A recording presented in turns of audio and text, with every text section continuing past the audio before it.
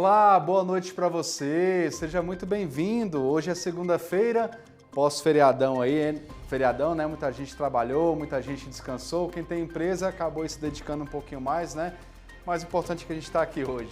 O Jornal do Empreendedor, terceira edição, já está no ar e nos próximos 30 minutos, informação de qualidade para você que é empreendedor e para você que tem o sonho de abrir a sua empresa. Eu sou o Márcio Fontinelli e você é sempre muito bem-vindo.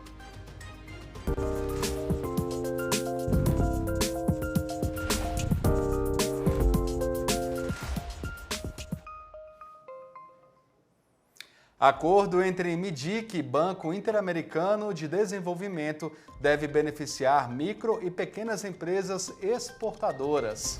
Pequenos negócios geram mais de 70% dos empregos no país em 2023. Setembro e agosto foram os melhores meses de melhor desempenho no ano. E mais, o presidente do Sebrae defende manutenção do parcelamento sem juros do cartão de crédito. A modalidade é uma das preferidas dos consumidores e dos donos de pequenos negócios. Essas e outras notícias você acompanha agora aqui no Jornal do Empreendedor, terceira edição.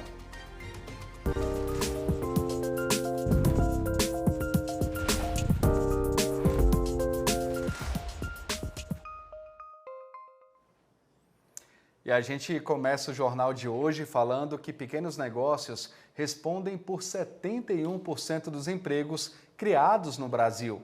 Do total de 1,5 milhão de vagas geradas até o mês de setembro, as micro e pequenas empresas responderam por 1,1 milhão. Só no mês passado foram mais de 147 mil.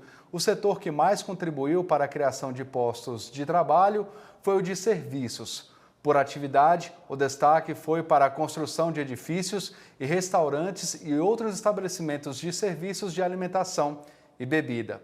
Os dados foram divulgados pelo Sebrae com base nos dados do CAGED. O parcelamento sem juros no cartão de crédito pode estar com os dias contados. Até o fim do ano, as operadoras de cartão devem apresentar uma proposta de autorregulação para reduzir juros do crédito rotativo. Para o Sebrae, a limitação ou o fim da modalidade pode prejudicar os donos de pequenos negócios. Em entrevista ao Band News TV em Brasília, o presidente da entidade, Décio Lima, conversou com a Lana Canepá e alertou para o risco dessa mudança. A gente confere agora um trecho dessa conversa.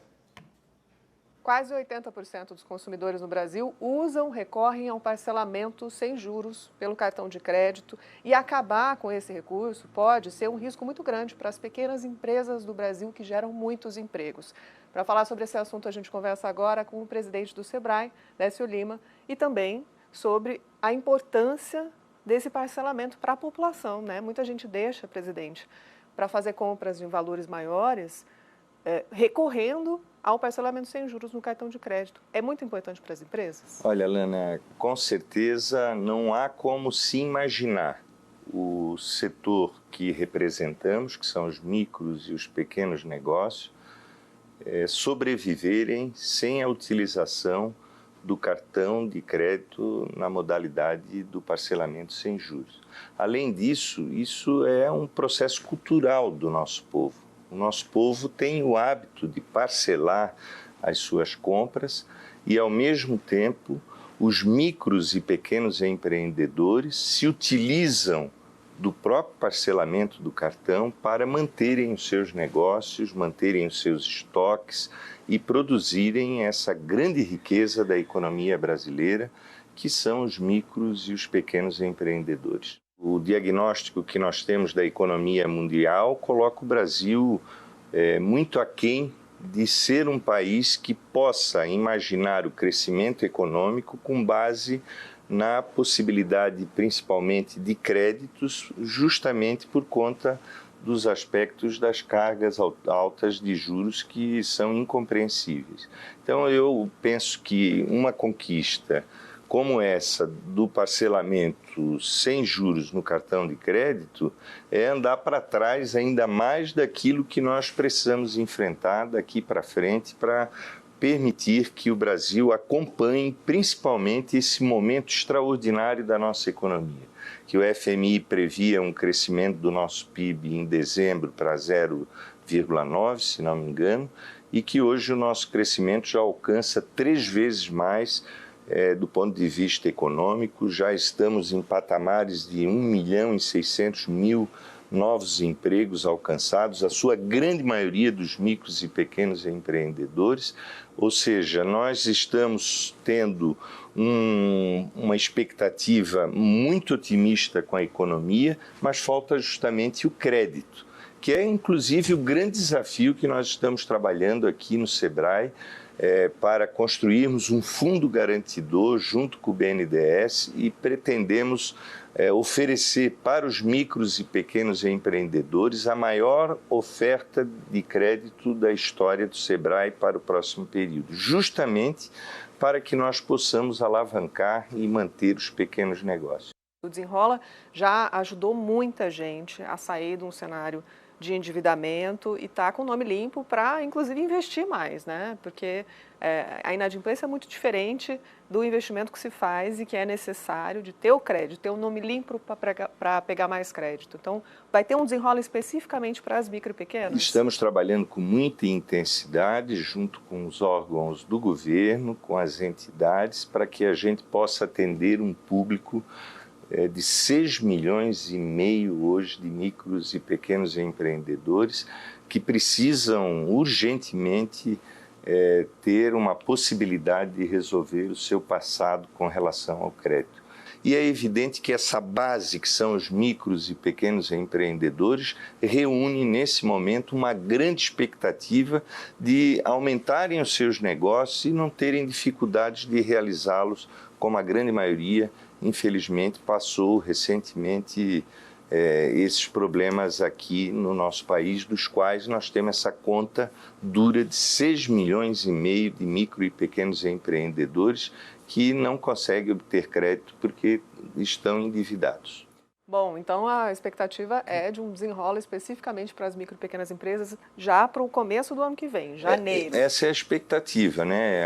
Acredito que o ministro Fernando Haddad deve estar debruçado nessa problemática, está interagindo com os setores responsáveis para que nós possamos atender esse público, porque ele é a base da nossa economia, como disse, que são os micros e pequenos empreendedores. Após 3 quedas seguidas, a projeção do mercado para a inflação de 2023 desse ano ficou estável. As estimativas estão no Boletim Focus do Banco Central. A previsão é de que o IPCA, indicador oficial de inflação no país, feche o ano em 4,63%. A expectativa para a taxa Selic segue em 11,75%. A expectativa para o crescimento da economia, medido pelo Produto Interno Bruto, se manteve em 2,89%, após cair na semana passada. As previsões para o crescimento da economia em 2024 e 2025 também seguiram iguais, em 1,50% e 1,90%, respectivamente. O vice-presidente Geraldo Alckmin e o presidente do Banco Interamericano de Desenvolvimento, Ilan Goldfein, assinaram uma carta de intenções para promover as exportações do Brasil. A BID vai apoiar o MIDIC na implementação do novo processo de importação no âmbito do programa Portal Único de Comércio Exterior, principal projeto de desburocratização do comércio exterior brasileiro. Para isso, serão investidos 5 milhões de reais. Outras ações devem aumentar o número de micro, pequenas e médias empresas exportadoras, iniciativas voltadas a ampliar o acesso de produtos da biodiversidade da Amazônia no mercado internacional. E no próximo bloco, o assunto é o mercado de eventos, um dos que mais emprega no país e onde não há limites para a criatividade. O Jornal do Empreendedor, terceira edição, volta já.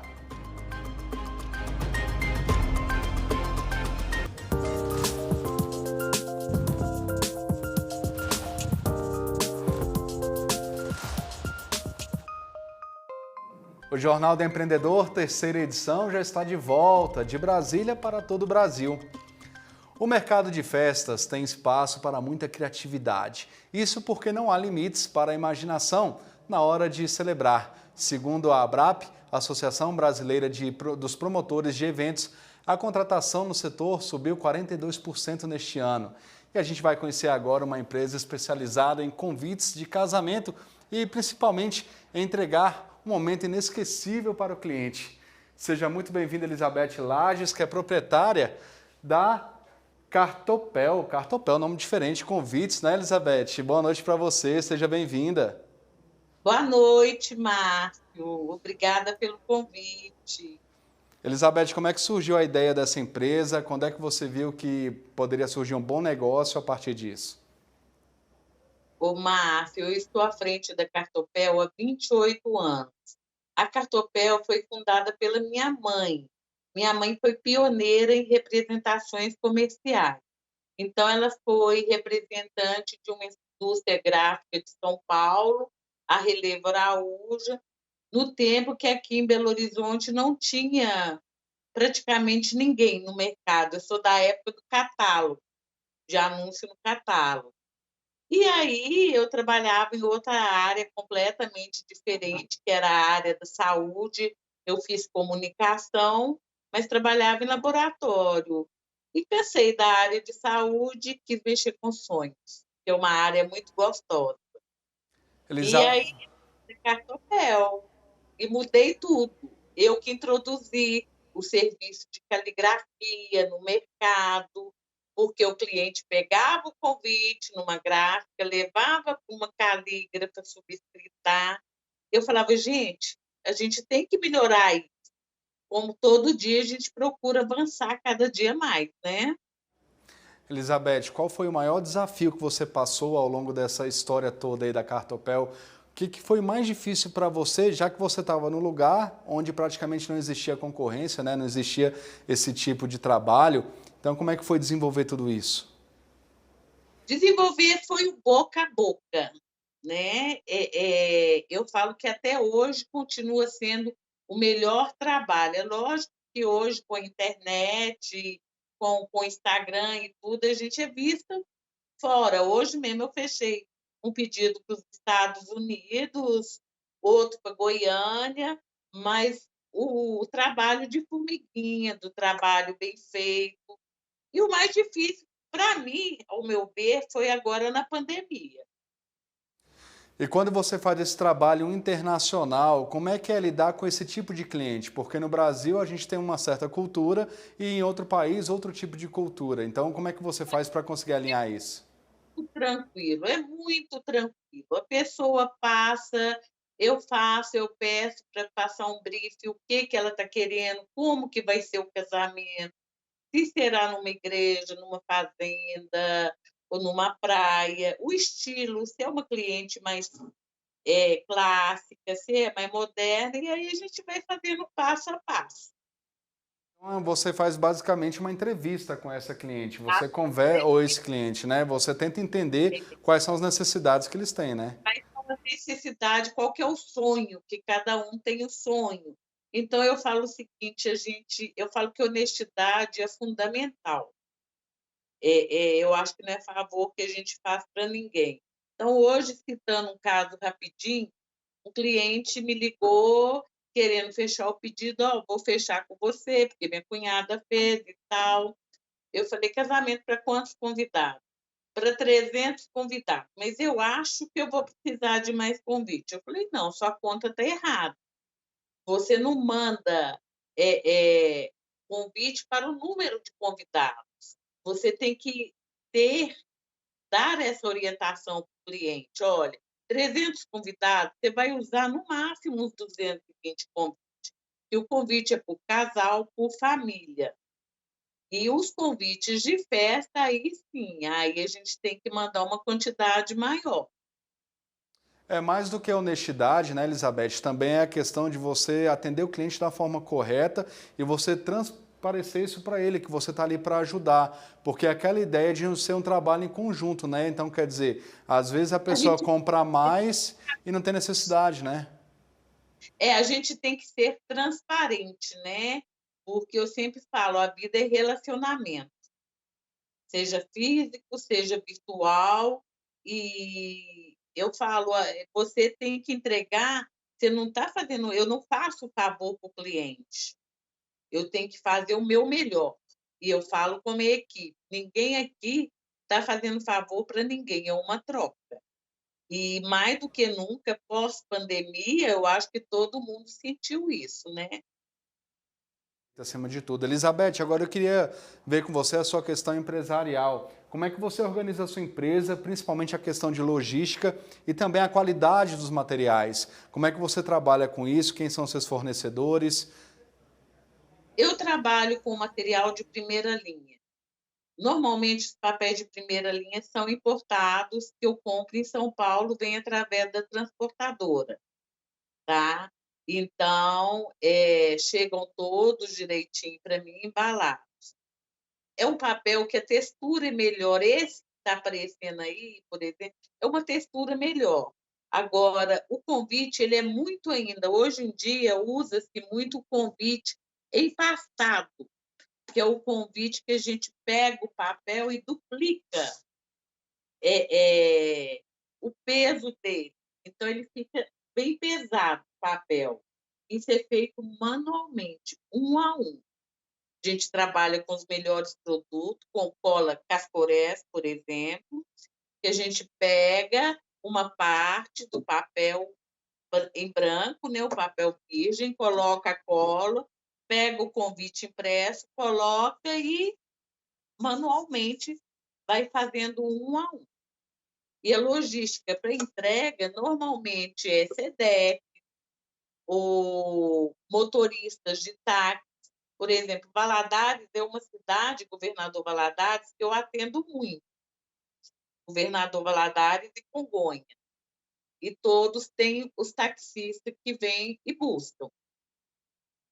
Então, tem Quando é Mato Grosso também, que é uma cidade que eu trabalho muito, é Dourados. Para Dourados, eu mando através de empresa de ônibus. Elizabeth, então você tem um trabalho praticamente manual, né? E como é que você faz para atender tantos clientes ao mesmo tempo, para você conseguir administrar a sua empresa de forma com que você mantenha a qualidade e consiga ter também um bom fluxo de caixa? Exatamente. Hoje eu tenho uma gerente, a Gisele, que ela está conosco já tem 19 anos.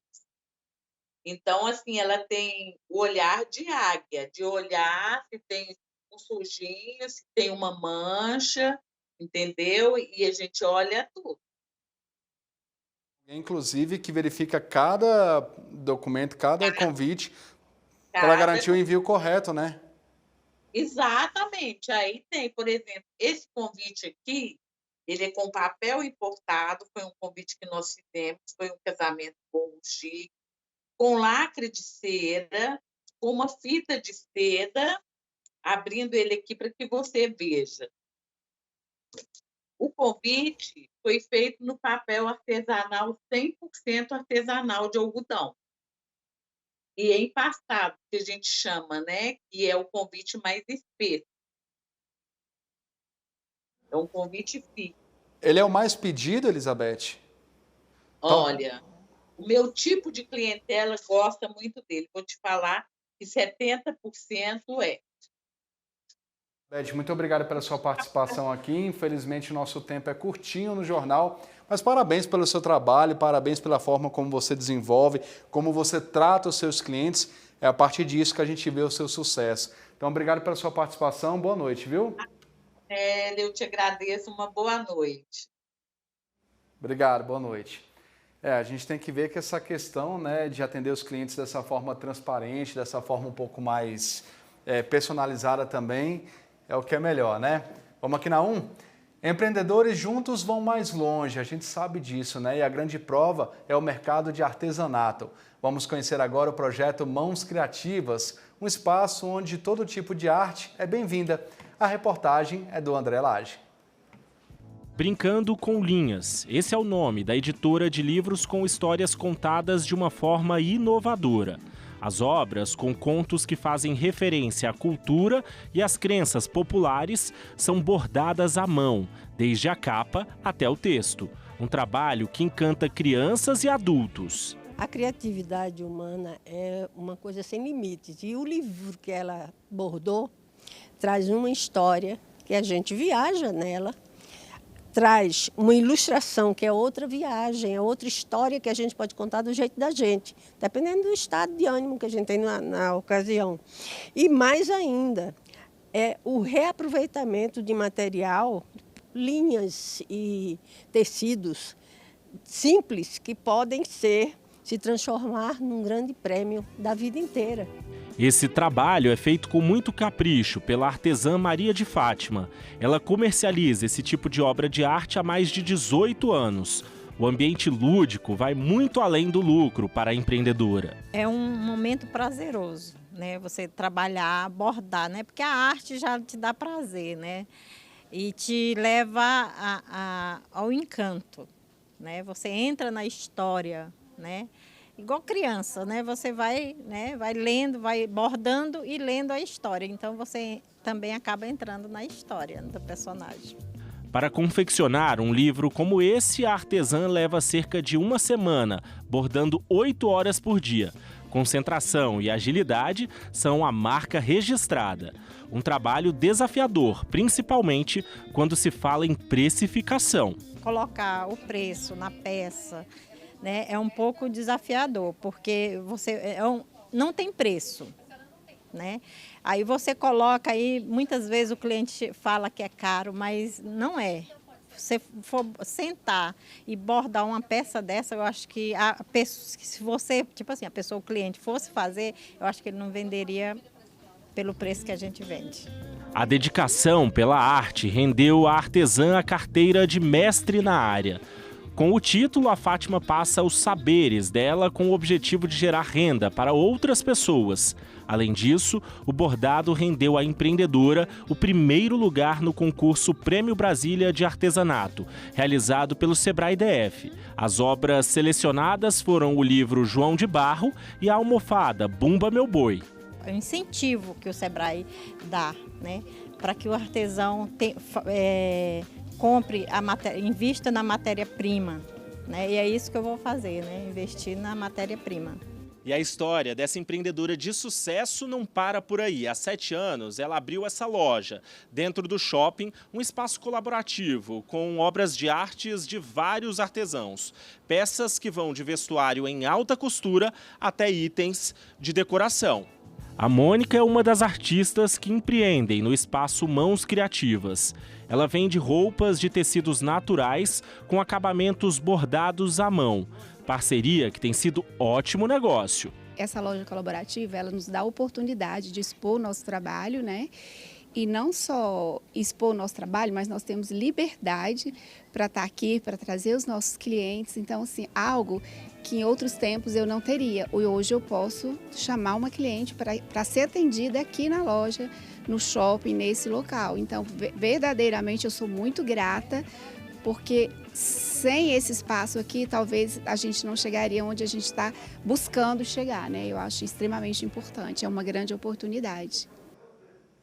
Artesanato e negócios, dá para reunir tudo e fazer um trabalho excelente como esse que a gente viu na reportagem. Parabéns aí para os empreendedores e empreendedoras envolvidas aí nessa questão toda do artesanato. O Jornal do Empreendedor, terceira edição, fica por aqui. Para você uma excelente noite e amanhã a gente está de volta. Até mais, tchau!